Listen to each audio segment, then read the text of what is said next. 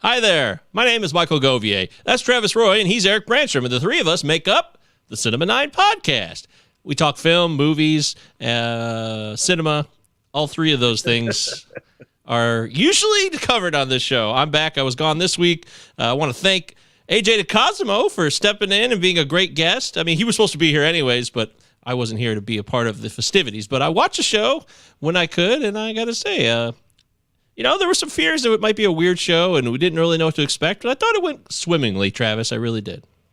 I was really pleased. Yeah, I was really happy with that. AJ DeCosimo, it was a delight to have on. He was very fun and funny and easy to talk to. And it turned out that The Other Sister was an interesting movie to talk about. I do wish that you had been able to join us. I don't begrudge you, my friend. I'm glad to have you back. But as always, your pointed criticisms were missed. Thank you. Well, society's got issues, and we're trying to do the best we can every single day. Society. And that's what's going on here. Eric Branstrom, Griffith, Indiana. Anything to report? It's like 100 degrees. It's so hot. It's way too hot. I know Travis is pissed. Oh, I hate it. Fucking hate it. I turned on the air conditioning yesterday. I'm not going to lie. I turned it on today. I fucking succumbed. I wasn't thrilled. Dude, I've got 14 instruction days left, and then it's summer break, so I'm swimming a bit myself here in anticipation. All right. I actually went back to work this week, so you're not going to have that break. Reversal. Yeah, reversal. But he had a break, so that was great. It must have been. True. What do you miss most about your break now? What is it? Me? Yeah. I don't know, man. I was actually I was ready to go back to work. I don't have any money, so I didn't do anything. I just fucking sat on my couch, and then I got oral surgery right at the very end of my break. So like the last several days of my break, I couldn't leave my couch pretty much. So I'm all TV'd out, honestly. As rare as that happens for me to say, I think I kind of had my fill the last few weeks. What if a new Nicolas Cage movie came out tomorrow? I'd fucking watch it. That's what I would do. Yeah, that's a pretty obvious call. Come on. Even if you have to work now, it's okay. You can catch our show anytime on the YouTube channel. It's always there. If you don't catch the live, that's totally fine. It's there in perpetuity. Plus, all podcast platforms, you can find our shows in audio form as well. If you don't like looking at us and you prefer audio, if that's your go-to move, then go to town on Spotify, 5-star rating, Apple Podcasts, 5 stars. Also, I found out on Audible, if anyone listens to us on Audible, Amazon's audio world, you can rate us there. They have a rating system, so I did that. I tried it. I don't ever really use Audible, but if you do, then you can rate us. Isn't that neat? It's super neat. It is. Look how excited everybody is.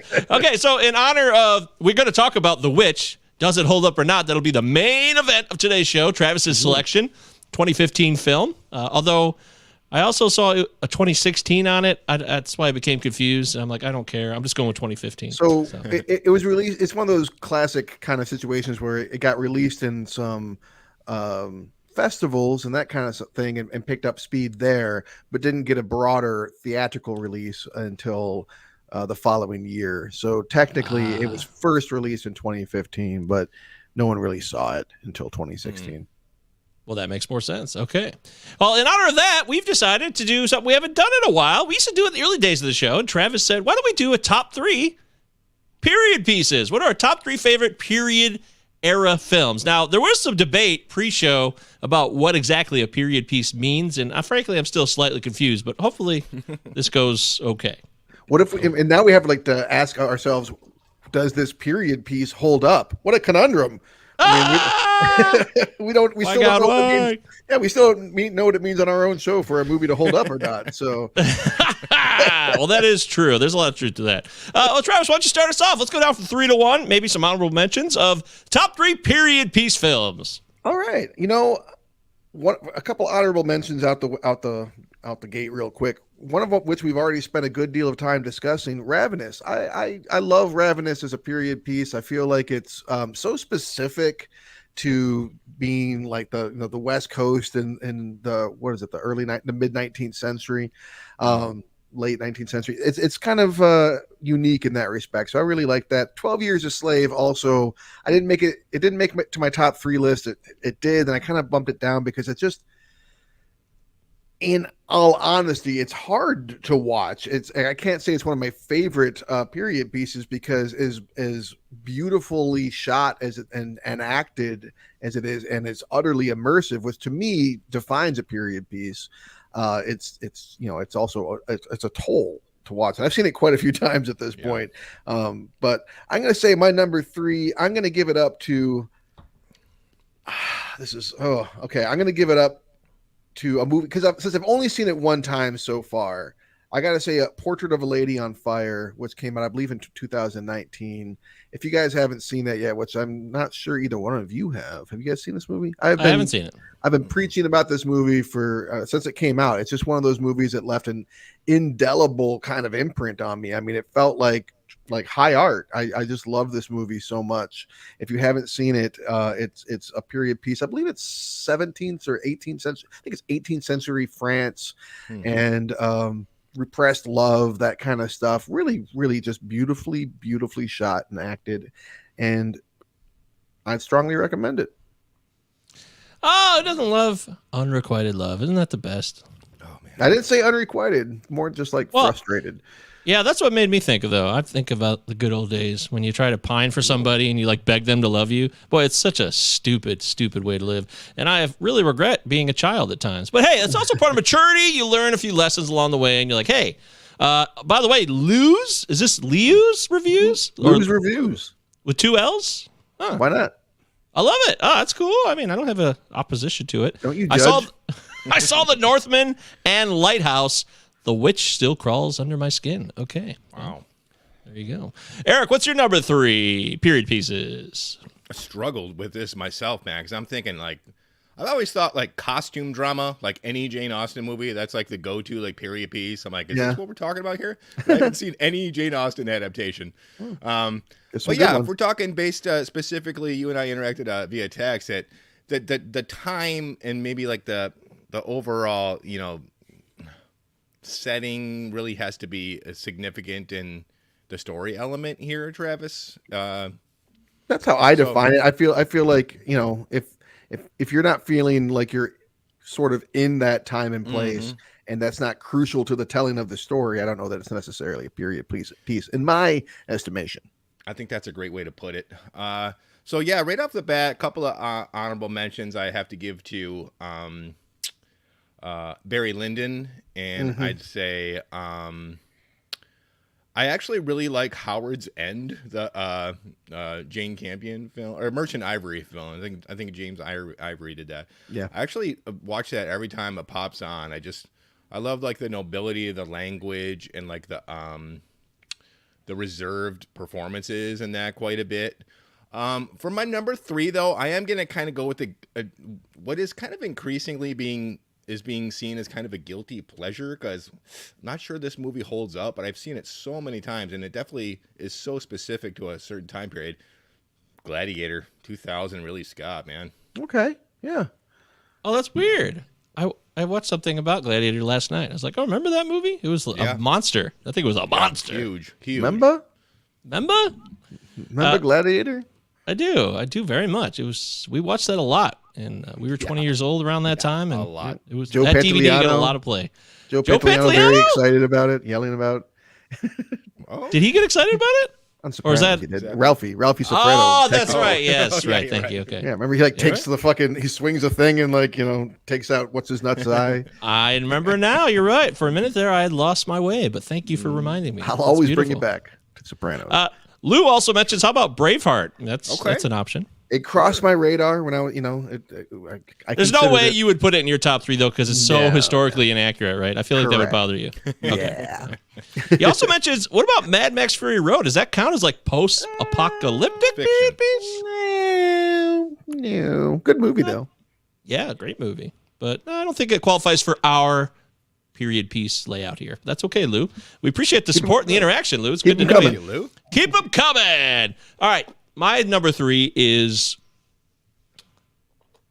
well, I thought someone else might say this one, so it might be on your list, but Django Unchained. I mean, okay, that has to be on a list in my opinion. It's definitely a period piece. It's a bit of a, spaghetti western Tarantino shit too. He mixes so many genres together all in one, but it absolutely is a movie of its time about a man stuck in slavery, freed from slavery, who gets his sweet, sweet revenge. And you got to love it. You got to love it. Plus that blue suit with those little white fluffy things. Oh, yeah, I really like that outfit. What is that, velvet?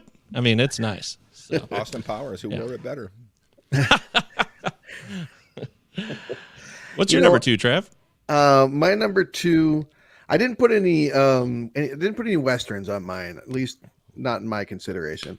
For number 2, I had to go with, while this movie is maybe not as expertly crafted as some of the other ones that I've discussed, it does hold a very close place in my heart. The Road to Wellville. I love The Road to Wellville. It does have a lot of real human characters in it who doing things that they probably did not do in real life, but it's entertaining as hell. And every time I watch the movie, I feel like I'm taken to this time and place, even though I'm of course reminded that's very much Cusack, that's very much Broderick, but still it's just always kind of sinks his teeth into me. That's a good call to see this movie, man. Who is this filmmaker? Isn't this like not Pacula. Who was it? Blackula? I always forget his name. Alan Parker, I think his name is. Alan Parker, and I think then it was Alan Pacula. Parker. I think it was Alan Parker, and I want to say Pacula. I'm going to look it up. You go ahead and do your number 2. I did, after some very, very careful consideration when I was supposed to be working, ultimately decide that a Western, sure, should be considered a period piece. And I'm going with the best Western of all time, Unforgiven, on this one, hands down. So kind of a toss-up, Once Upon a Time in the West and Unforgiven for me. But I love Unforgiven so much. And unreal. What else can be said? What about Metallica's Unforgiven? Hey, dummy, Unforgiven. Sure. Keep going. Let's get sued. YouTube band. I got a warning the other day because this guy was throwing a no-hitter in baseball, and it was the 9th inning, and I tried to do like a commentary of it, but I wasn't showing. It's like you watch these movies on YouTube where they're faster, or the screen is changed a bit, like they've adjusted it so they don't get in trouble for copyright. Yeah. So you can technically watch it, but you're gonna hear it like 3 times the speed. I don't know. I was just trying to commentate on, wow, this 9th inning is gonna be a no-hitter here, and they gave me a warning. I got big trouble. So I'm so confused about that. Aren't you supposed to, like, why would you be happy that he doesn't hit the ball? Like, what is? Well, he's the pitcher because his job is to make sure they don't hit the ball. So for him, that's a big win. I don't know about that, but I do know that Alan Parker directed The Road to Wellville. Okay. Thank you. Okay, we finally no-hitter is, but Alan Parker, rest in peace. We finally cleared it up. Thank God. Lou says Gladiator, father to a murdered son, husband to a murdered wife. I was going to say Gladiator next, so that's clearly a popular choice here. Yeah. My number 2 is Legends of the Fall. Wow. I love Legends of the Fall. It's such a beautifully shot film and gorgeous scenery. Yeah. Oh, Popeye. Oh man, yeah. It's so funny too. Yeah, it's definitely gotten a little more funny over the years. There's no doubt about it. But there was a time in my life where I took that movie deathly serious, and I didn't laugh at all. You didn't laugh at stroke victims? That's absolutely true. Yeah, especially when I was younger. I guess you would think I would laugh even more then, but we just had that on VHS. We watched it all the time. So Legends of the Fall. It's a period piece about World War I drama that kind of leads into Prohibition and all that stuff, and it's got old timey cars, and it's well done. I enjoy it very much. All right, for my number 1, it's my favorite movie, so I have to choose it, even though some people call it a Western. I personally don't feel like it's a Western, but it's definitely a period piece. There Will Be Blood. I mean, what can I say that I haven't already said on the show many times also, so I'm not going to overindulge in that. But in my opinion, a perfect movie. That's all I can say about that. Figure somebody had hit that. That's a good call. And I figured you would. So fucking A. What about you, Eric? Is that you got the same one or something different? Well, There Will Be Blood is my second all-time favorite movie behind Batman 1989, but for some reason I just didn't think about it when it came to like period pieces, but I can applaud that choice. This is kind of a tie between a couple. For me, say what you will, and we've talked about it a million times, man. We know the historical inaccuracies, but I love Milos Forman's Amadeus to this day. I just think it's such a gorgeous movie. I'm a huge fan of it. But my number one, Mike, you're going to be kicking yourself on this one. For me, my number one period piece is La Bamba. I mean, that era is solidified by the great Taylor Hackford in terms of the Latin culture of the time, the rock and roll era, just the late 50s rock sound in California is just doesn't get any better in my opinion. Love it Richie! I forgot that was Hackford. I need to revisit. You know, I don't consider that a period piece. I know it does. I'm not saying it doesn't qualify. It just didn't come across my mind. And that's why this is a strange topic. I think of it more as a biopic, and I don't know that. I mean, a biopic technically is a period piece, probably. But no, it is. I'm lines not. are blurred. It is. Yeah. I just didn't think about it in that way at all, Eric. But that's a great choice. You talk about putting you in that time. Like I just kind of like I feel like I'm at the surf ballroom whenever that comes on. That is true. Puts you right there. Surf ball. You could rent that place out. We should do like a big party there, maybe like when we're older and maybe have a couple more dollars. That'd be a lot of fun. Like We've been saying that since we were like 20. What are you talking about? Someday when we're older and have money. Someday. Oh, wow. Lou says, oh, wow. There will be blood. Nice pick indeed. Lou has big respect for you, Travis. You've earned a new fan. Well, I think you're inferring that. He didn't. I mean, he likes the pick. When it comes to period pieces, Lou says, I think of war, and I go Saving Private Ryan. Okay. See, I think of war movies as war movies. That's why I didn't choose. But it's right. This is. I mean, yeah. And when I asked this, we should have gotten more specific when it comes to period pieces. Like I don't know, but well, I kind of like how it played out. This is interesting. We're kind of sharing our own opinions on it. But before I get my number one, I will say I wanted to put Glory, but I consider it more of a war movie, so I didn't put Glory in this. But it definitely would probably be even number one. But instead. And I surprised myself by this, but I've really come to enjoy this film, and I didn't really like it when it first came out. It would be 2002's Road to Perdition. Oh, yeah. Great call. Amazing. Yeah. I remember like learning when the shot when it shows them pulling into Chicago. I remember learning that that's just Chicago. That's what it looks like.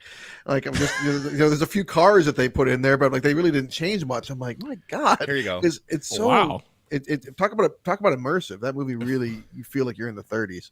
I was just reading about the movie a couple of days ago, and it was bothering me for a long time until I did the research. Like, he says he drove all night to get to Chicago, right, so he could meet Frank Nitt. Do you know where his story takes place? Indiana. It takes place like it's all taking place within like 2 or 3 states, like Michigan, Indiana, and Illinois or something.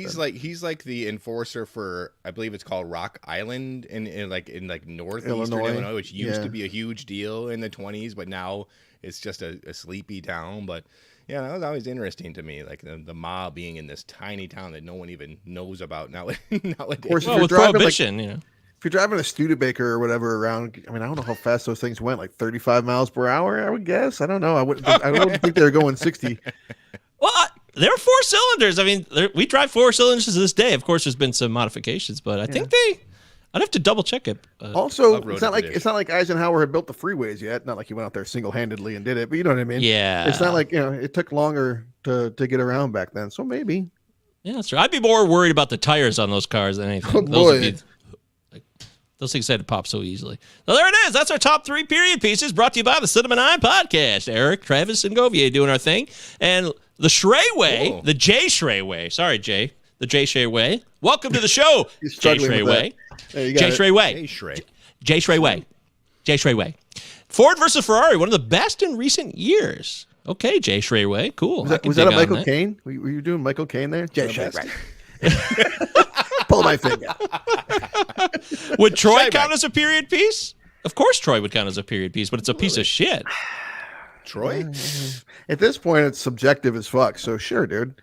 Troy. Yeah, I mean, remember that run? Actually, Gladiator's responsible for that. It was so popular. You had Troy, and then the other one the same year, there was the Troy and the something about... There was Alexander by Oliver Stone that same year. And then there was that Rome TV show on HBO. But remember like a couple years ago when they tried remaking Ben-Hur and not a single person watched it in the entire world? That's a fact. That's basically a fact. Yes, it is. So that Spartacus show is supposed to be pretty good, though. But I don't know. Sword and Sandal? Come on. Didn't do All it. right, Travis, why don't we switch into quarantine viewing picks? What do you got for us this week? Quarantine viewing picks. Would you believe that the only movie that I watched all week was The Witch? It was. I wouldn't believe that. Well, it's true because since I was super glued to my couch in exquisite pain and unable to do much with my mouth, especially talk, I just sat there and I binge watched all 3 seasons of Stranger Things. I figured I kind of felt like, I'm done with this. Like it took too long for these to come out, and there's like diminishing returns. Each season is a little worse than the one before it. But then I heard, I haven't watched any previews because me and previews, but I have heard some things about the upcoming season 4, and enough of it piqued my interest. And I'm like, you know what? Sure. I'll go and give it another shot. And it still holds up pretty good, and I'm actually excited for season 4. Cool, man. I like all 3 seasons. Yeah. Yeah. Even if the third, in my opinion, the 3rd season is the least good, but it's still good. Yeah. I mean, 11's 18 now. She's an adult. So Finn Wolfhard, I think, is 20. So, shit. Well, there you go. Yeah. Okay. Or 19 or 20. So, I mean, like, they're all getting up there. But at this point, I would certainly hope that they're leaping forward drastically in time in the show. Right. If they're all trying to play like freshmen in high school, like, hey, we're just entering high school now. Like, gotta skip high school.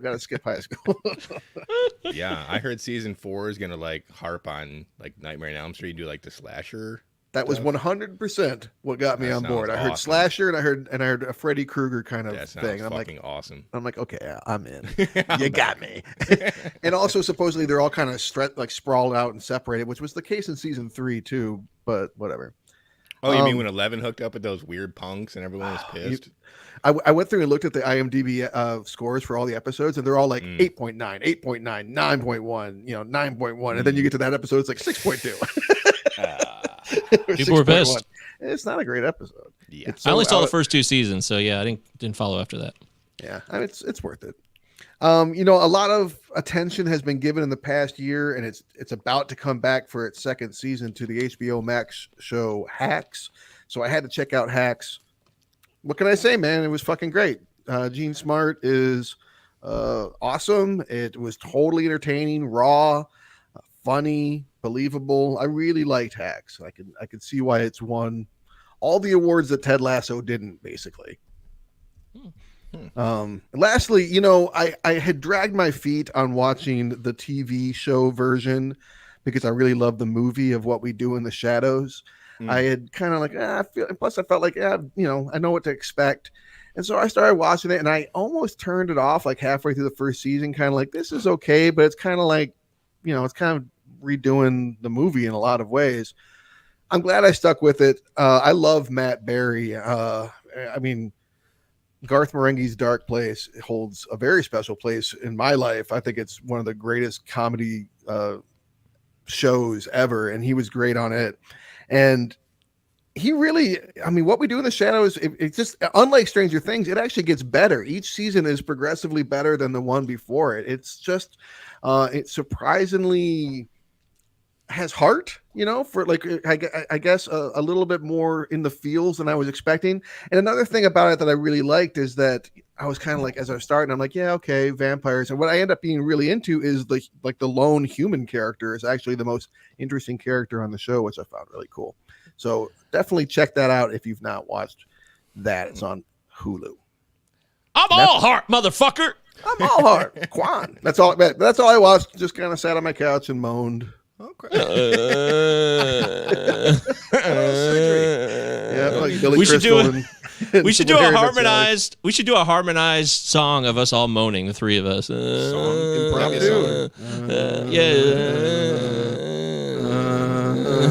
Imagine yourself podcasting. Imagine yourself with like the worst like diarrhea stomach flu. That's what you gotta do. Can I just do oral surgery instead? Because that's the zone. That also is pretty hellish. You're right. All right, Eric, bro, what do you got, buddy? What's cooking over in Griffith, Indiana?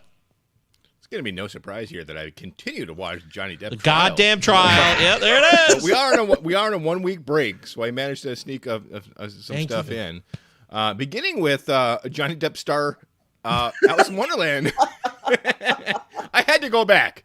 And be like, all right, let's just think about the talent. Yes, I agree.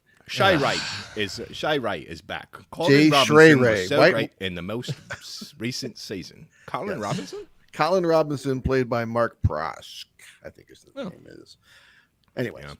Alice in Wonderland, horrible, from Tim Burton. One of his worst. Say. Such an ugly film. Such a disgusting, dismal, depressing movie from a really fun source material. What was this choice? So I stayed on Disney Plus and I watched, I'm trying to catch up on every single Disney animated feature so that I can rank them. Spoiler alert, possible Patreon situation coming up for a Cinema 9 podcast. So I may be presenting a ranked video of all Disney animated films. So after Pinocchio and Snow White, they did this movie, The Reluctant Dragon. It's like an anthology mixed with some really interesting parts about behind the scenes of the animation, which are really interesting. But the piece de resistance, like the capper, is The Reluctant Dragon. Befuddling. You do know so bizarre. You do know the story about me and the Reluctant Dragon, right? I'm very interested. I have a circle scar right in the center of my forehead because in 5th grade we were doing a play version of the Reluctant Dragon. I was the left paw, and I saw my script lying underneath a piano, and I leaned forward to get it, and I slammed my head into the corner of the piano so hard that I knocked myself unconscious and had to get taken to the hospital and get stitches, and I still have the scar. And I was so embarrassed I told everybody that I fell off the stage. Okay. Wow, dude. That's my reluctant dragon. I can't say reluctant dragon to me and not have me tell that story. Sorry. So for sure you're gonna be like, you have not seen this tattoo of the Reluctant Dragon on my whole back piece. I kid. My back piece is real. Whenever you're watching Disney Plus and like we're sorry, there's a lot of cultural stereotypes in this movie you're about to see. Thing comes up, it always gains my attention. So I'm like, okay, what was the problem? Well, there was a big problem.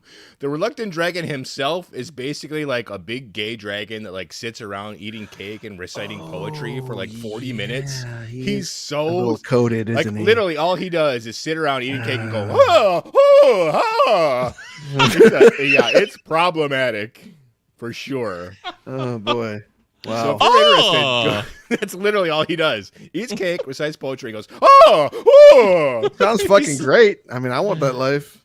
Yeah. I mean, that does sound promising. Yeah, check it out. Okay.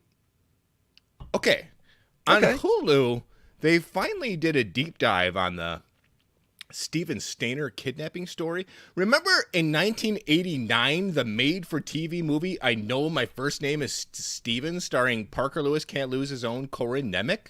Who could forget? This movie haunted me as a kid. It's the story about this kid who gets kidnapped, and I remember it so clearly seeing this on TV as a two-parter, so like you had to come back the next night. I was so terrified of being abducted.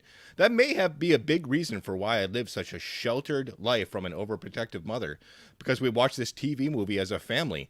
It's so funny because I was almost kidnapped as a kid from my front yard, and we didn't have that issue. You were almost kidnapped by that guy who tried to steal your lawnmower too. Yeah, the lawnmower. Yeah. No, that was different. No, that was different. No, when I was a little kid, someone tried to like pull me into the car in the end of my driveway. That's Ted. Yeah. All jokes aside, the documentary is solid, and I'm glad they brought this back to the forefront because it's a really interesting story about hope in the face of hopelessness.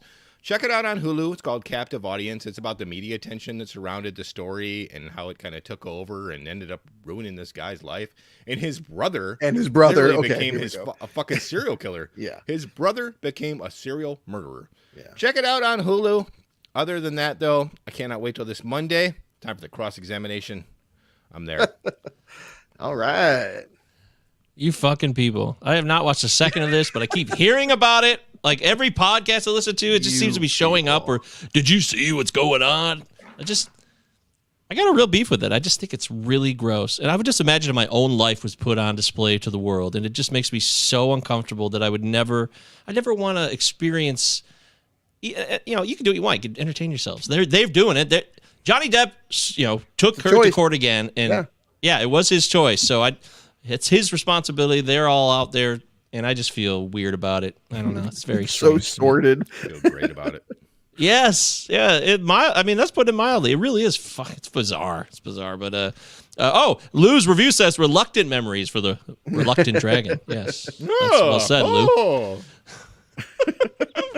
That's funny to me though, because we always do that. Like, that has nothing to do with anything. It's just a dumb noise we make. Yeah, I always thought it was more of a Monty Python sound. Yeah, it's just like the Queen, like like it's imitating the Queen of England. So like that's all she does. If she does that all the time, it makes me laugh, thinking that she doesn't actually speak.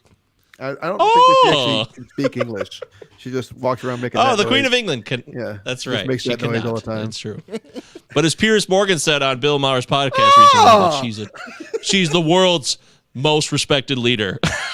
Really? So I was like, okay, whatever, Piers Morgan. She's a leader. Anyways, yeah, she is. I got nothing. I got nothing. I just been doing. Shocking. When I've had a chance to watch a few things during all this bullshit that's been going on in my life, I've watched these dumb Joe Blow videos. Like, I've told you about it before. What the fuck happened to so and so? I've seen all of them. Like, I've just every single one of them. And some of them don't even make sense. Like I told you, what the fuck happened to Kirsten Dunst? She's here. Nothing happened to her. It's all good. Around. She's tweeting and everything. Yeah. So, some of these don't make sense, but I just can't help it. I just want to do it. And then they're doing all these retrospectives on DC movies. So I've been watching those and, the train wrecks behind the Salkind producers, Elia and Alexander. And I mean, they had good intentions initially. And then what led to Superman 4, which they actually sold the rights to. They weren't involved in that. So they actually were smart to get out of Superman before that ultimate disaster. Yeah. And then, time's really starting to go by here. And I felt like I needed a break from The Dark Knight. Like I did so immersed in The Dark Knight, seen it so many times. It's such a part of our pop culture world, and it's rightly so. I'm not dismissing it, but I'm actually finding myself now like, oh wow, now it's 2022. It's been 14 years, and we're at a historical point now where we can kind of look at it, and I'm kind of into like, okay, as a historian in me, let's look at it now. How does it look now? Up? Yeah. Does it hold up? I mean, what we do. I probably would hold up. It probably would still hold up, but I will say that, learning some of the tidbits and how they really did consider using. Yeah, Tim's bits. Tim bits are delicious. People love Tim bits. Tim Hortons Tim bits. Yeah. Tids and bits. So anyways, I got to watch. The only movie I watched, Travis, was The Witch. So just like you. Wow. We were in the same realm there. Very different lives. I mean, I was, you were like doing things. I was just.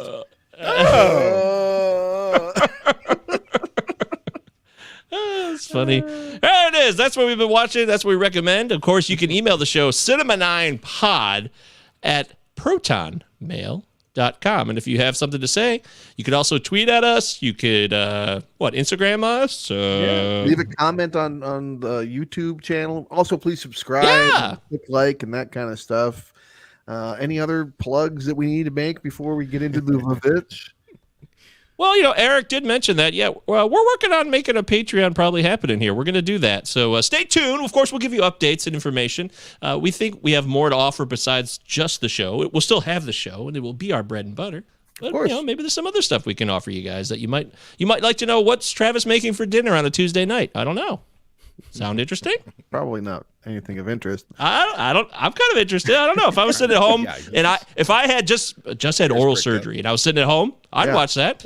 So, Well, we're probably going to do. We're talking about maybe some not exactly bonus episodes, but maybe some kind of random chatter episodes. Get away from movies a little bit, and then maybe some deep dives, some singular deep dives into there. And anything that you think that you'd be interested in watching, let us know. We're open to suggestions.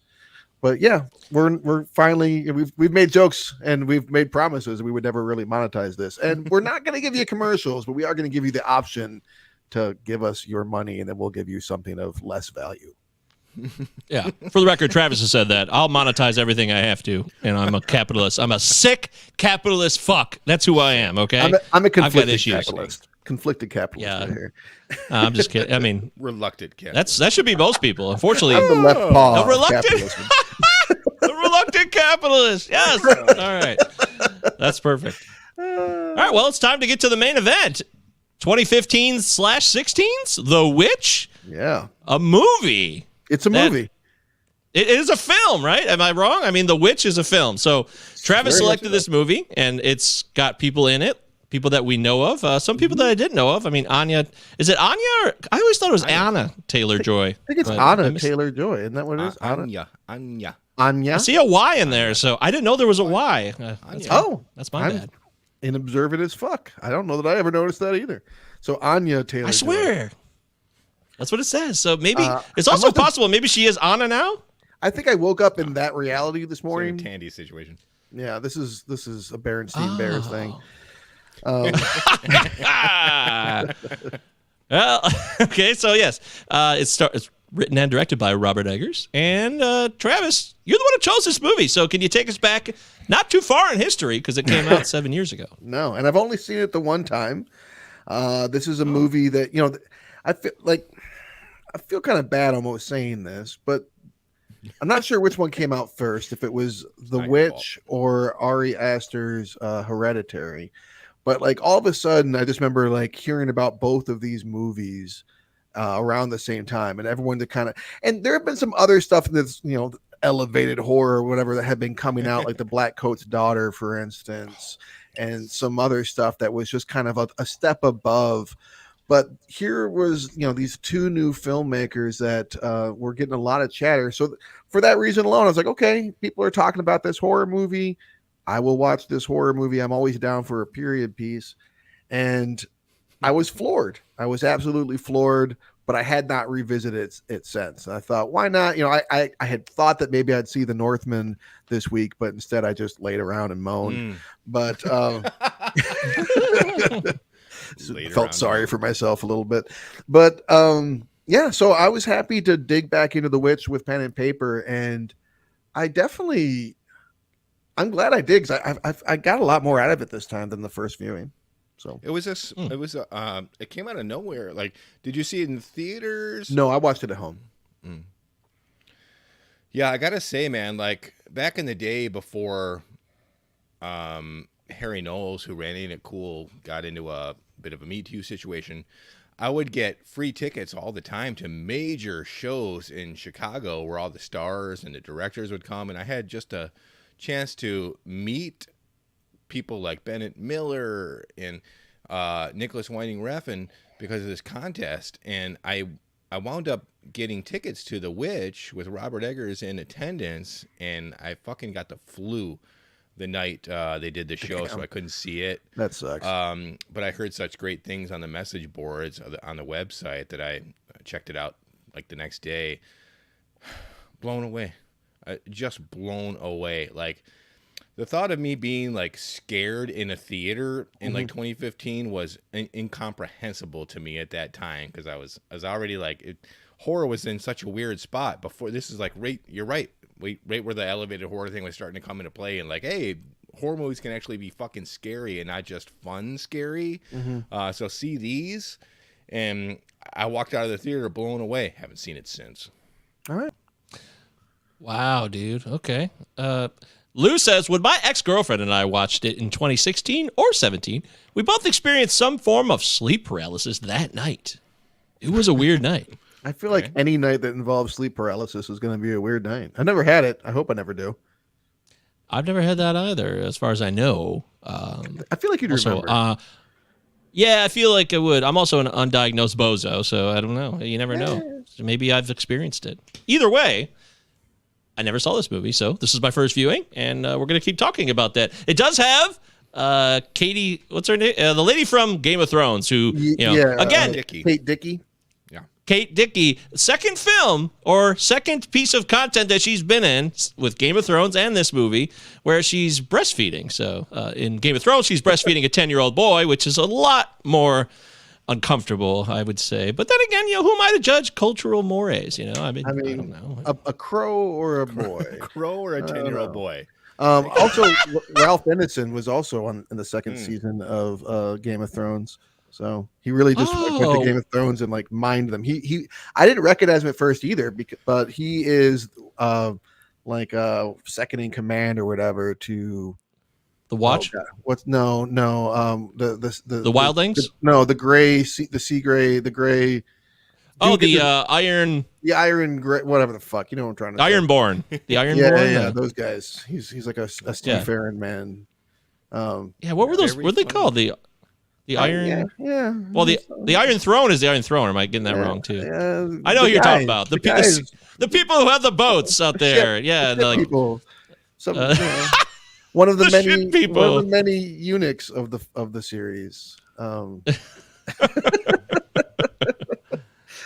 The sea people. We're just gonna call them sea people now because we're blanking out on it, which is kind of embarrassing for us. Who cares? Oh no, it was right. I was right. The Ironborn. Yeah. There you go. They're the Iron. So okay, right. They're the natives of the Iron Islands. That makes sense. So. All right.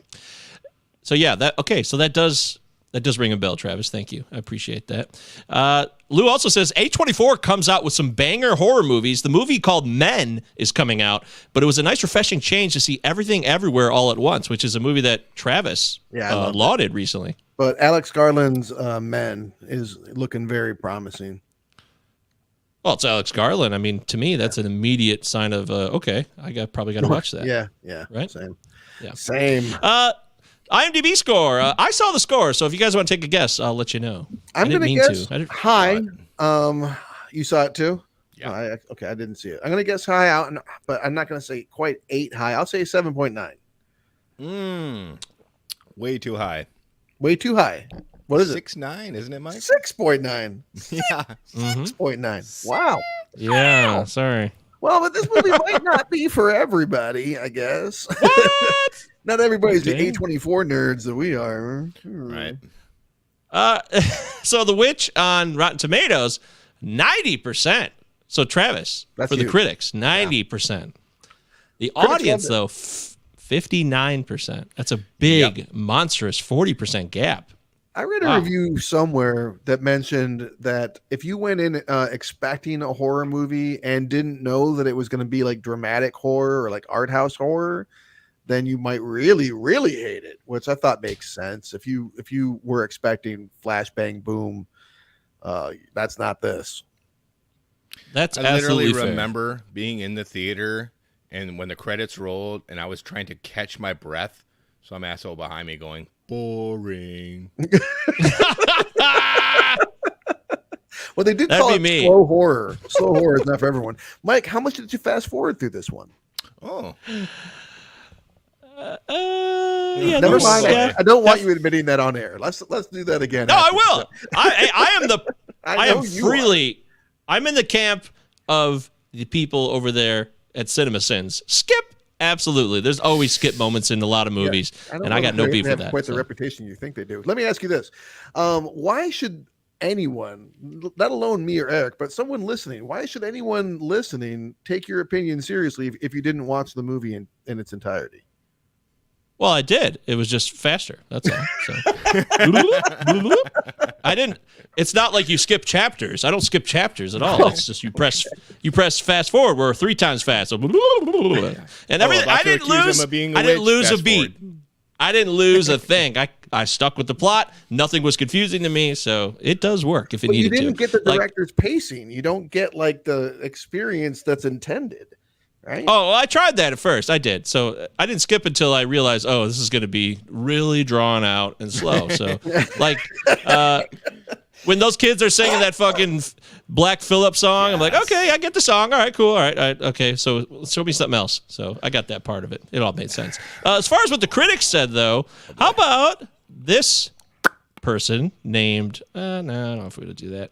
There's a lot of newcomers. Since this is a recent movie, we have a whole new generation of reviewers, and in fact, this is probably good for us. I've been dying for Goody Coons. I really have, and just have not been able to find them in a long, long time. How about from the Hollywood Outsider? Aaron Peterson says The Witch is a good movie, a solid effort with several chilling moments from a director on the rise. But much like It Follows last year, this is not reinventing the wheel. Oh God, It Follows is so good. I almost did that one instead. Also, movies don't have to do anything but be good. Hopefully, they don't have to reinvent shit. Fuck you. Well, I mean, it's a subjective world. They don't have to do anything, so if they don't want to. How about? Here's a. How about Stephen D. Gradanis from the Catholic Digest? Okay. He's got a top critic star, too, next to his name. From the Catholic Digest, the stakes are real. The devil is real. All roads do not lead up the mountain. Some lead to the heart of darkness, to the depths of a witch-haunted wood. Oh, God. I feel like he may have missed the point. I hope he had to watch. I hope this guy had to review Saint Maud. Dude, that's funny. I'm always going to remember that. If that guy ever shows up again, we're doing all his reviews from now on. But I have a feeling he only reviewed this movie for a specific reason, because it seems like, oh, this is where we come from. Right. Max Weiss of Baltimore Magazine, as horror films go, the film is more slow burn than edge of your seat thriller, but it builds steadily to its dreadful and earned conclusion. Okay. Picture's been a lot of people say if you know what you're getting into going in, you're likely to enjoy it quite a bit more. So if you're expecting Scream and Saw, you're gonna be disappointed. I mean, it's just a different type of film. Yeah. Yeah, let me give one negative review, because those are all positives, just in case it was not clear. Jeff Beck. Jeff Beck Band? Jeff Beck from the Blue Spot. Jeff Beck from the BLU Spot. The Witch does an excellent job in establishing its 1630s New England setting. But when it comes to the film's storyline, it's never quite able to reach the compelling and disturbing heights that writer-director Robert Eggers strives for. So, there you go. All right. You're entitled to your opinion. What's he striving for, by the way? Do we know? What is the director striving for? Yeah. What is any director striving for? To entertain and also make us think, I guess? That's probably about the norm. So this is like a hardcore, to me, this is like a historical drama. Yeah. Yeah. I don't know. I mean, like, to me, like, I almost forgot that it's a horror movie. I don't necessarily think I think of it as a period piece before I think of it as a horror movie. From not seeing anything from the outside. Somebody online called it lit class horror. That made me laugh. That's funny. Lit class horror. Lit class horror. From the outsider's perspective, knowing nothing about it, only seeing the poster, not watching a trailer or anything, it looks like it's a scary movie. It's called The Witch, and it's that picture behind me. I mean, right? Yeah. It's like, oh, it looks ominous and eerie. It is ominous, but it didn't tell me anything about like hardcore, legitimate vernacular of the time and the way they spoke, which was I totally got what Eric was saying when he said, make sure you turn the closed captions on. Did you turn them on? In our text thread earlier this week? Oh, yeah. Hell, I told you. I actually forgot to initially. You said you did not turn them on. I've watched this movie twice now and didn't turn them on either time. But you know what? I mean, I don't have to know what Jeremy Enoch is saying to appreciate Sunny Day Real Estate. Like, it's almost, this movie actually almost works like a silent film. Like I thought about turning the captions on at one point, but I was like, you know what? Fuck it. I think that if I'm missing stuff here and there, I don't think it's really going to matter, because there's a vibe being set, and I think that the filmmaker is intelligent enough to be aware that his audience is not going to understand every word that comes out of their mouth. And that's right. I for all the complaints I made about Tenet, which is basically at the same principle, we're not expected to follow everything that's being said. I think that I at least understood that, or I felt that watching the movie last night, that like it's okay if I'm missing stuff. It's like it's like turning the closed captions on, like Orson Welles' Chimes at Midnight. Like, yeah, you'll be able to see the words, but they're not going to contextually clue you in on what's going on. It's the language. Like you. Well then, if take your leave, sir. The emotion here, like, what's the use of just knowing exactly every word what these characters are saying? One of the beautiful things about it is the acting. They get every single emotion across, and when you say it's like a silent film, it does its job. It's fun that Eggers does his homework and gives us this language based on text and documents, but accurate as it could be. Do you need it? No, because these actors are selling every single emotion, line. And can we talk about Ralph Ineson's voice? I mean, it was on the tip of my tongue. I was ready to go to town on that. He sounds like Harvey Firestein is choking to death on honey. I love it. It's like Harvey Weinstein's. You can't even do impression it. You of can't Tom replicate Waits. it. Wow. Harvey Firestein or Harvey Weinstein? 'Cause I don't know what Harvey. I said Harvey Firestein. You said Harvey Weinstein. Yeah, you Harvey did. Firestein gargling whiskey. Honey whiskey. It was so deep. It was super, super deep, and I was enthralled by it. Every time he spoke, I was like, I just want to hear this guy talk. This guy better have a massive voiceover career somewhere because that voice needs to be used in everything he could possibly get his hands on. I completely agree, Travis. It was like a highlight. I was like, I love this voice. It's amazing. The first time I finished the movie, I'm like, this guy needs to do Mary Shelley dialogue. And I looked, and he has done Frankenstein. I'm like, thank God, because this guy is the voice of Frankenstein or Frankenstein's creature, if I've ever heard it. Yep, he absolutely is. It's really like sticks out at you. It's such a quiet movie, anyways. I mean, you get the music. Let's talk about some of the music in this film, which gets mixed in with goat noises or sheep. Which one? Like, there was that one scene where she has put the goats to bed, lay them down, child, or whatever the fuck they call it, bedding them, and the music and the goats are like, and then the music's like, and I'm like, oh, that's interesting. That's fresh. That's different. Oh, I hurt the smile. The music is sparing and well used. I feel like it's not. The movie has a real stark reality going on throughout it. I mean, the movie starts with a baby getting mashed up in a pestle and smeared all over a woman. It's heavily inferred that's exactly what's going on. The baby gets stolen. See, I didn't catch that, dude. I didn't catch that. I didn't catch it the first time I saw it either, but the second time when I watched it last night, because the baby goes missing, and then the next thing it shows is the witch with a big old pestle, and she's got this red gore that she's streaking all over herself and basically like rubbing all over her broomstick. So, oh man, he's coming in hot. I guess is where I'm going with it. That's Samuel. Yeah, Mike, the child, the missing child. It gets much more disturbing when you like Wikipedia flying ointment and start reading into it. Well, especially the movie. I'll give you credit. The movie truly starts with like tight shot on Taylor-Joy's face as you hear Innes's voice behind it. I do not talking about. And then take your leave, sir. And yeah, so then and by the way, they build all the shit they have there. They build their house, part of a barn, and an additional little shed area for the animals. And it all fit on that little wagon they were taking on, which they all were on as well. This is a side note, minor detail, but I was like, he proves himself to be a master woodcutter because he loves cutting wood because that's like his main escape for like when he's upset and angry. So which is his final resting place too, which is irony. And then they actually brought on like two individuals who were like a stonemason type guy and like a thatcher to do that work single-handed themselves. So it was pretty legitimate. But what I really love about this is that the Puritans are the most fuck off, like we'll leave all of society to practice religion exactly our way. We will exile ourselves from everyone to do it exactly our way. We won't let you come with us and do it your way. But and then you get this family where he's like, no, you are not extreme enough. We are actually going to leave you. Like a Puritan leaving the Puritans is so hardcore, but it happened. It happened.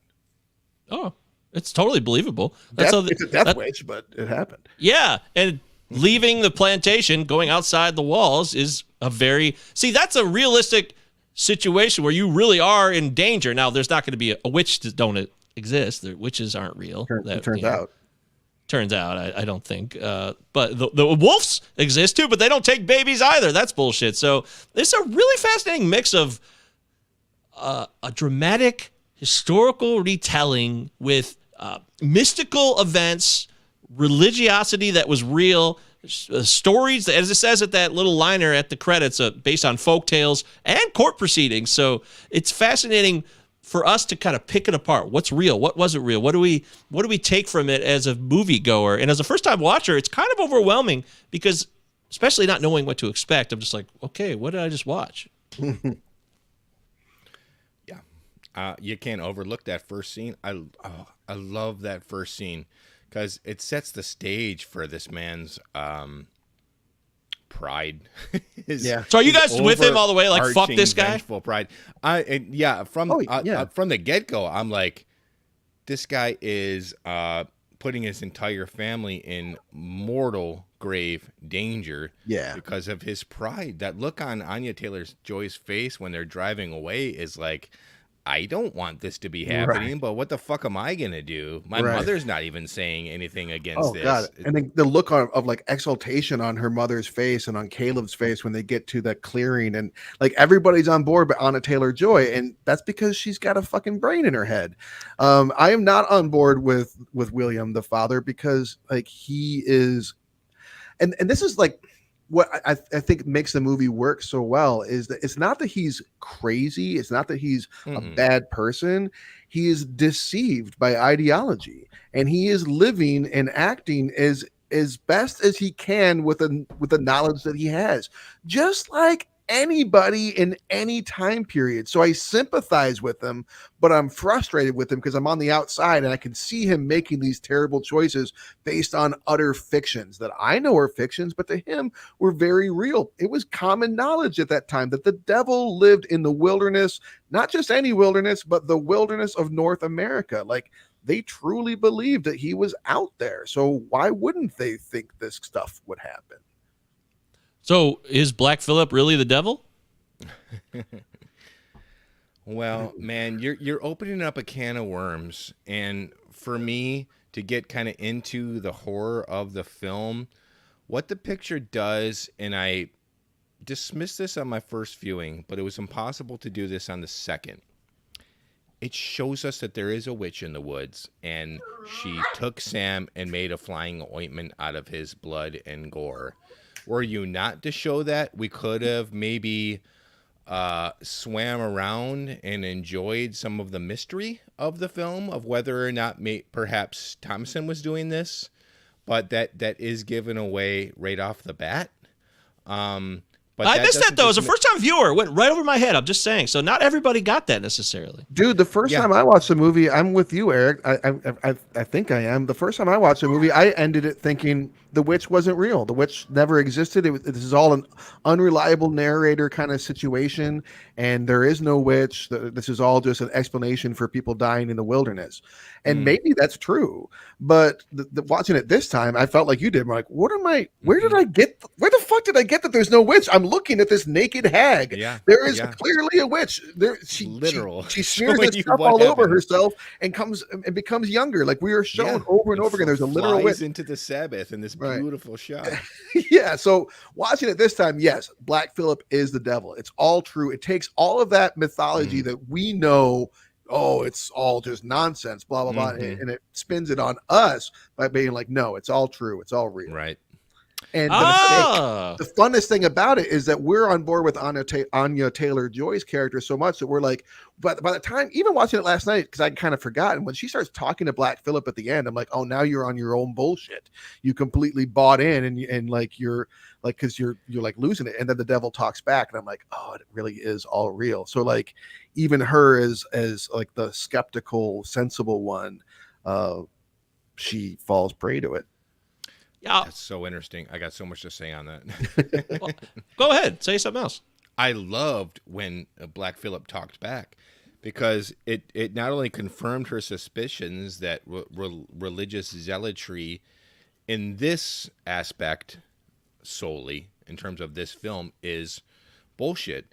And if I'm going to pray sincerely on my knees like I do in this first scene and still have my family fucking killed, and not only that, try to kill me, why not take this journey?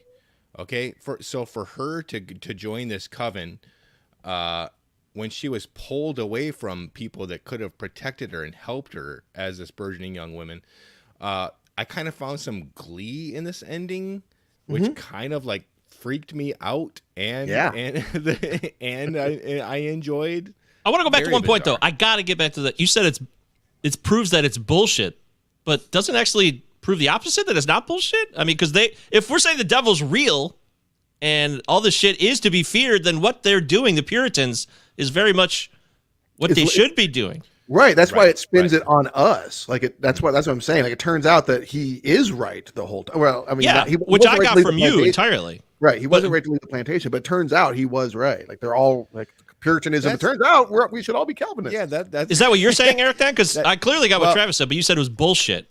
So I would have liked more mystery in that first hour, so we could determine whether or not it's just paranoia, psychosis, maybe even like corn poisoning because they're eating rotten corn.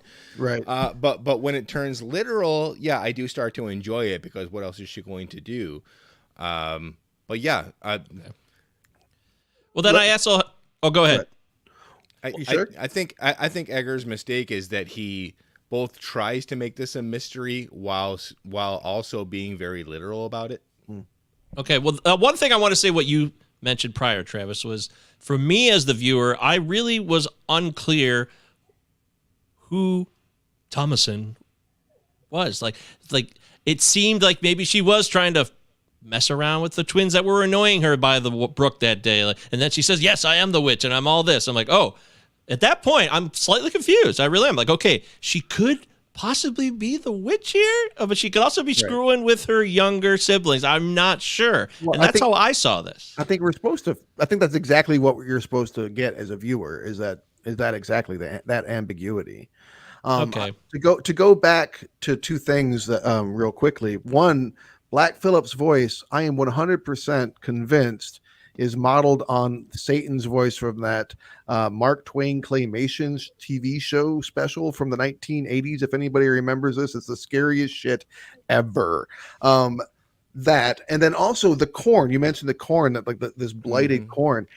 Corn, as we know it now, as you guys probably surely know, is not what corn used to look like. It used to look like that, where it was like a mix. Like what we think of as corn now is like the super domesticated corn. And I love that this movie goes so far out of its way to have even the fucking corn be authentic. Like there's one point in the movie I'm like looking at like Caleb's hat and I'm like, oh, that stitching actually looks like it could have been done by a machine. I don't know. And that's like the one fucking complaint I have. That was what I thought of the whole movie too. That's he loved it. No, that you love the historical, like hardcore accuracy. The whole time, like, oh, Travis loves this movie because it's so accurate historically, and rightfully so. I mean, that is a cool part of it. But they're eating, like, even after he says, like, the corn is trash. Like, he says something pretty similar, like the corn is trash. She says that, yeah. They continue to eat it. Yeah. And there is, God, what do they call it? Ergoism or something, like ergodism. Where you are going to fucking trip balls if you eat rotten corn and some subspecies of corn. And this could explain it. But no, we already had that scene where there is a witch and there's some satanic But that's shit going the fun of it. They're spinning on the whole Salem's witch thing because that's one of the potential explanations for that has been largely debunked. That's probably not what happened with Salem. But and it's probably not what's happening here. But again, it's just another, like, he's constantly muddying the waters on us. And on one hand, this feels like a pretty straightforward story, but as all three of us are like getting different things at different times, and it's all like intentionally confusing. So when you say you wish the mystery was there, I think the mystery is there, and that's partly why it works for me. Is that like we're being like. That I could be shown straight up, hey, here's the witch. And then I'm like, I'm not sure there's a witch in this movie. I mean, I might be some kind of special idiot, but still, I think it's good work on Egger's part. It did have a part of me by the time she goes to the congregates of witches around the fire. I definitely thought like, oh, this movie's kind of formulaic. I definitely thought that. I'm not going to lie. And I'm not sure that I believe that though, but I want to get that out there. Like, oh, this story's kind of run like it didn't. I didn't think it was very surprising, and they also don't rely on jump scares in this movie either, which I really was. I want to give an A+ commendation to Mr. Eggers and the crew for not falling for that trope. That makes me very happy. Definitely above jump scares, this movie. Yes, and that's cool, and I'm down with that. But I also wonder, so what the hell happened to the twins then? Yeah, they vanished. They vanished. Do you miss them? And we just no, they fucking great point. Okay, I want to hit this. I'm so glad you just said that. So I don't like kids in movies a lot. They're usually pretty annoying. You know, kids can be annoying at times. I was a kid. I probably was so annoying. Oh my God, it must have been the worst. But I got to give it up to Scrimshaw. He this is one of the best Solid. kid performances I ever saw. When he spits out and vomits that apple, and he is having the whole experience when he might be dying, and he is dying. That was the things. He is a child. That's not an adult. That is a child actor doing the things he was doing, not only physically, but the screaming and the testament and the believability in his eyes in that moment after he's returned by the witch. It was incredible. That was a really, really standout child acting performance. And like all one take, and then he dies and has to like lay there dead and plays dead really good. I'm like, amazing. Jesus, this kid's outstanding. So good.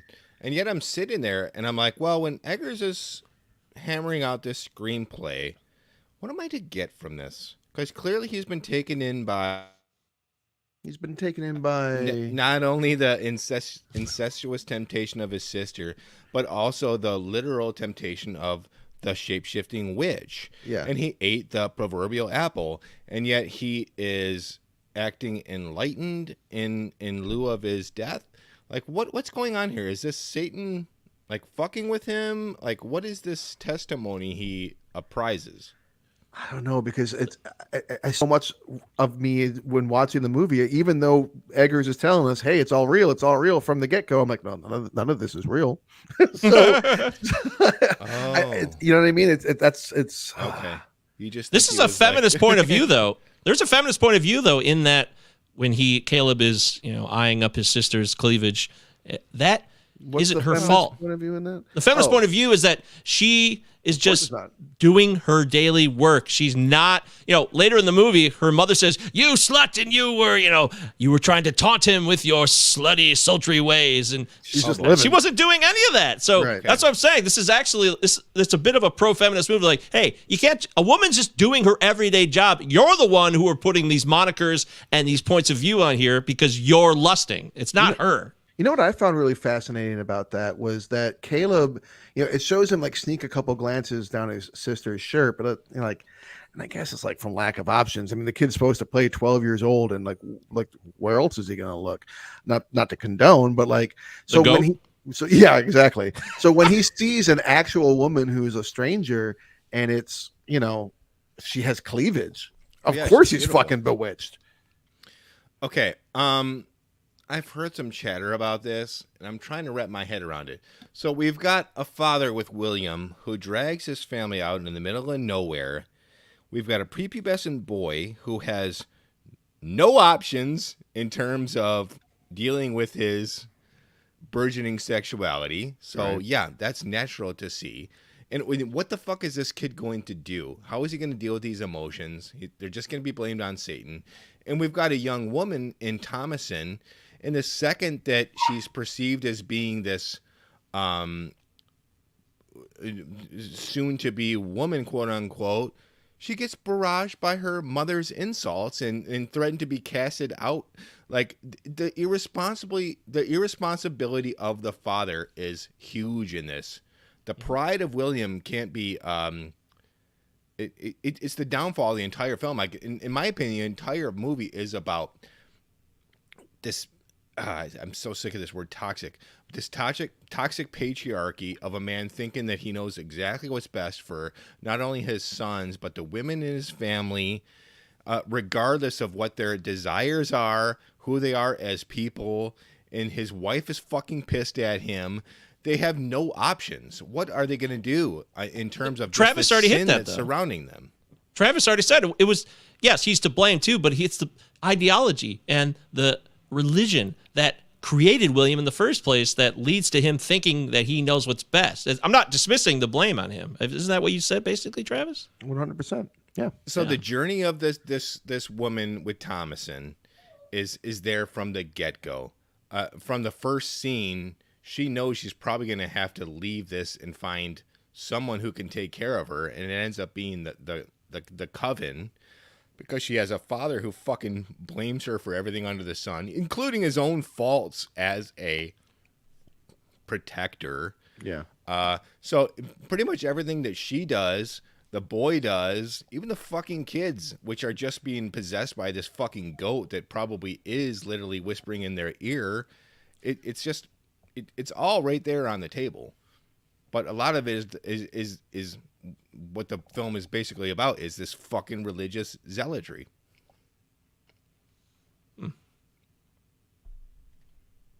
I don't know, too much. I thought Travis had something to add. I was waiting for him to speak. No, I was waiting for you to speak. Let's nobody speak, and let's just end the podcast. No, I think you make a lot of good points, Eric. Go ahead, Mike. I'm also trying to mute my stupid. I see that. Won't stop barking. It's okay. We love dogs. This is a pro dog podcast. You know that, and all the people that support us love dogs here. But as a first time viewer, Eric, it just didn't come across to me to watch it from Thomason's angle in the early parts of it. Because when you start the movie, you don't see it like that. Like, who are we supposed to be following? We follow Caleb, the boy. Do we follow the father who's doing his best with the tools that he has and the persona that he has? Or are we following this young woman has to live her life as a young woman in this family in her dedication to God? Like, who was our main character? Initially, it's not clear to me. I mean, we first see the father, on trial and being kicked out, or he leaves gladly, right? And then the whole wagon family singing their songs, their hymns or whatever, and they're all together. And to me, it's not a Thomason-based movie until much later. So, as you said, Caleb and his father go on this adventure. And I'm like, oh, this kid's becoming much more part of the story now, Caleb's story. And it wasn't clear to me initially. That's also, for me to see it as a Thomason film, as a first-time viewer, I just don't see it that way until about 45, 50 minutes in.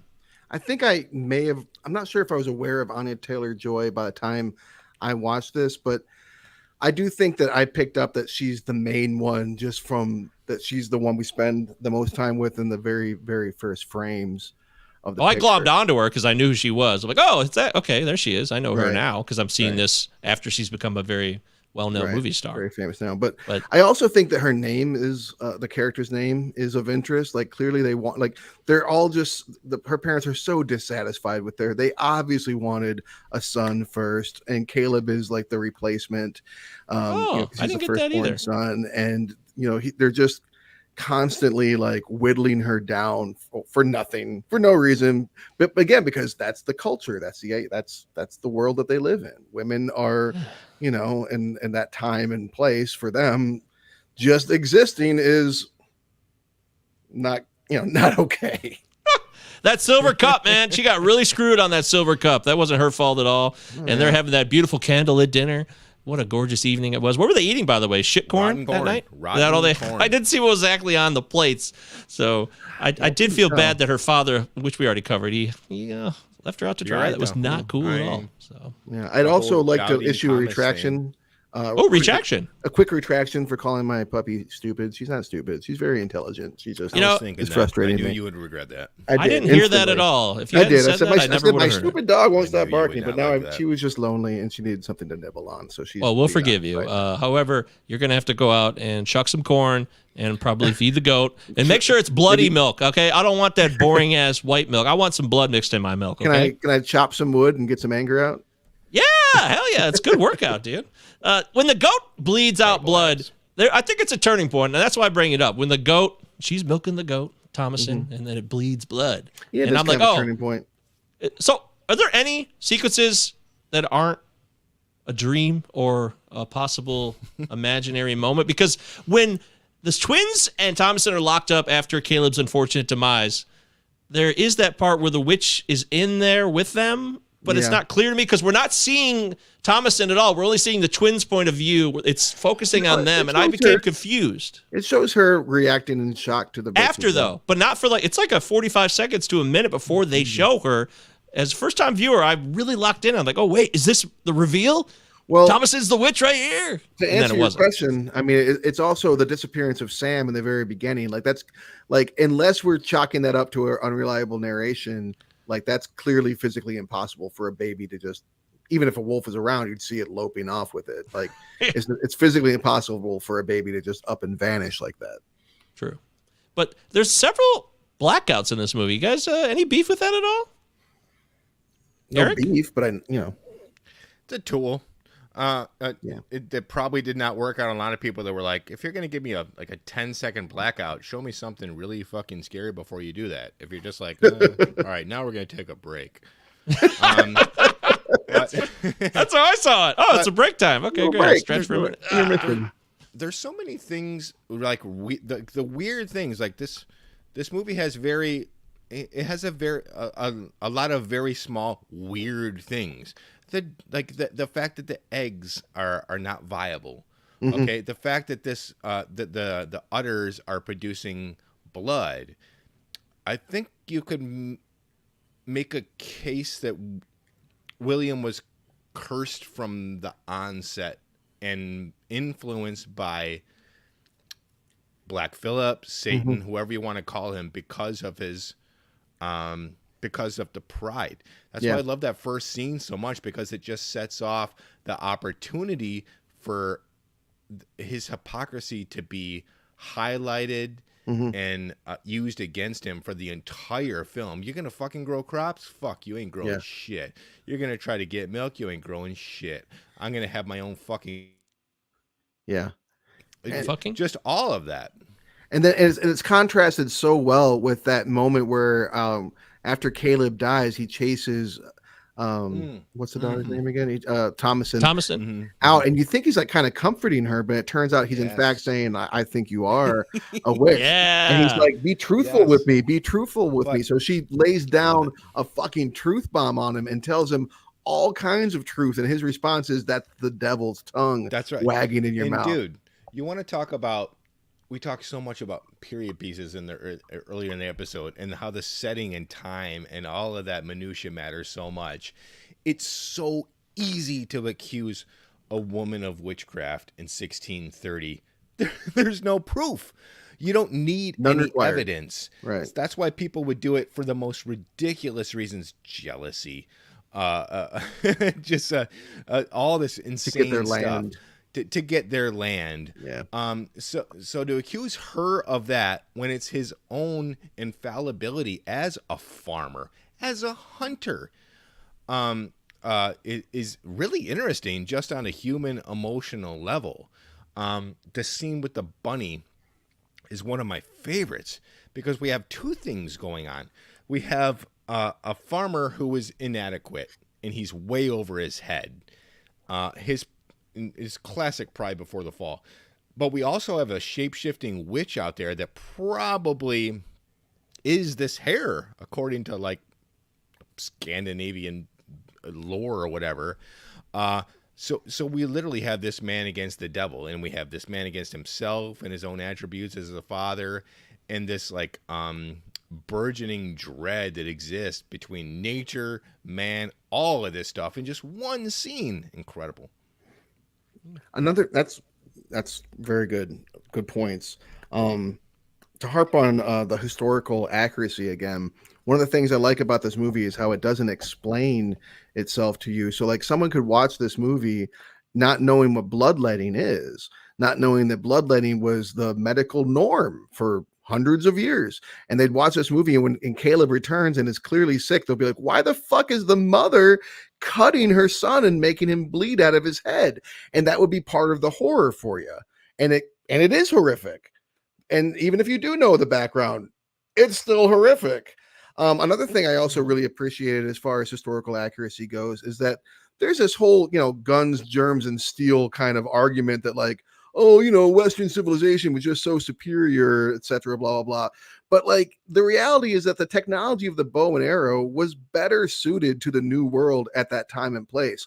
Now, obviously, if the hare is the witch, she charms the flintlock somehow, but it shows him futzing with that thing, trying to make it, it's not a sensible hunting thing, and it blows up in his face and temporarily blinds him, and that was the case. In that time and place, you would be much more likely to get food if you were using a bow and arrow. Good call, Travis. Well said. All right, well, any other final comments here? We got to come to the conclusion of our Does It Hold Up? Make sure you get it on the record before we close up shop. It's a classic slow burn horror. When that term was just starting to be bandied about because of Ari Aster and Hereditary, because of the Babadook and all this grief. Yeah, but what about like Burnt Offerings and the Changeling and stuff we've talked about before? That's kind of classic horror, or The Wicker Man. You know, that's all pretty slow burn. Maybe a renaissance of slow burn after Saw and Hostel and the torture porn. Okay, so audiences weren't used to it. Were you bored? Because I'm going to be completely honest. It would be so easy for me to be like, love the witch. Like, this is a tour. This is fucking mess. I was getting bored and since I already knew what was going on, I did start to get bored a little bit. And the fucking language, I mean, God bless Robert Eggers for doing his homework. But Jesus Christ, like Ralph Innocent alone, it's like someone trying to start a motorcycle they just found in a barn. Like, you can't understand what the fuck anyone is saying.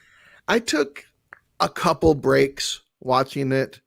And I remember when I watched, like, I loved The Lighthouse, but I remember watching The Lighthouse for the first and only time I watched The Lighthouse, actually. But I remember like watching it, and again, I loved it. But I remember at one point being in the theater and just staring at the seat in front of me. I was literally staring at the back of the seat in front of me, being like, I am fucking bored to tears right now. And that's kind of Eggers' style. Like, that he's not afraid to bore you. Yeah. Which is not necessarily something I think is super great, but I think it works for this movie, at least, in that it creates a kind of hypnotic spell, if you will, and it lulls us into, which is kind of what I was getting at about you fast forwarding it, Mike, because I think that we're supposed to be kind of lulled into this kind of feeling in the movie that is not, that transcends the language, that transcends the words being spoken, in some ways that transcends the plot itself. It's just this unsettling mood, and that's a brave, bold move for any director to do, let alone a first-time director out the gate. Jesus Christ. Yep. Yeah, there's no doubt about that. So. All right. I'll go first. I'll just start it off. I don't think I've started off in a while. Some of it was dull. It definitely was. And in the beginning, it's even harder to like get into it because it is so dry and slow. But, you know, I stuck with it. And I definitely had several faces where I was like, oh, God. And because like all of a sudden I find myself really being excitable and passionate about this movie now. But that was not my viewing experience earlier today. I got to be honest. I got to remember that. So I guess I don't want to get too caught up in a moment of excitement of great points being made. I want to remember how I saw the film as I did when I saw it. And I did stick with it, though, and I did become more curious, and I was like, oh, look at that. Oh, shit. Oh, the goat got him. Oh, the ram. He rammed him. Cool. Okay. And so there are it builds. It's a builder. So it's a slow burn builder, as you said, and it's so damn historically spot on. I have nothing but respect for that. And even if it's not my cup of tea, I say this movie holds up. It does a really good job of being what it is, and it leaves you guessing and does confuse you and causes you to question what is the real factor in this film that drives it. And that's cool. That's good enough. It's certainly good enough to hold up. All right. Eric, you want to go next? Yeah. The film is, come on, let's be honest. Even at 92 minutes, which is unbelievable, exhausting and languid to say the least. It's not fun, which you can't say a lot about a lot of horror movies, but it's just not fun.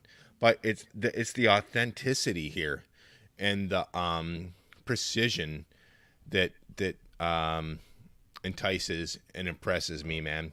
Yeah. It's a movie about how, especially now that I'm a father, blah, blah, blah, patriarchal duty is fucking hard work.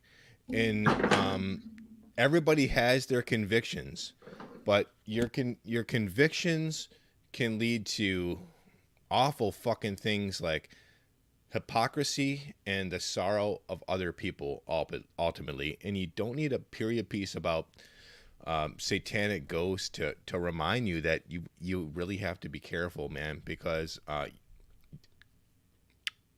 people rely on you, and that's a small kind of part of the context of this film that I think is important. Borrows heavily. It borrows heavily, man. There's so much Bergman in here. There's so much Carl Dreyer. Yes. Polanski. It's like basically and like Herzog, right? Herzog, Polanski reminds me a lot of Repulsion. Book of Job. I mean, it's basically like the Book of Job, but with like a fucking Satan goat. But dude, I love the film, man. It came at a time where we really needed somebody with this voice in horror, and it really gave me a fucking adrenaline shot in the genre in 2015. I love the movie.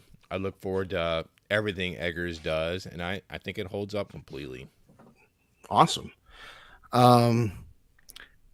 Yeah, I echo those sentiments. I feel like it's strange and awesome to have any work of art. And I think that some of the best albums and like TV shows that do similar kind of things, where it's like, in some ways, what you're giving me is pretty simple and basic and easy to follow, and maybe even a little familiar. And on the other hand, what you've given me is wholly unique, utterly only you and this crew could have done this.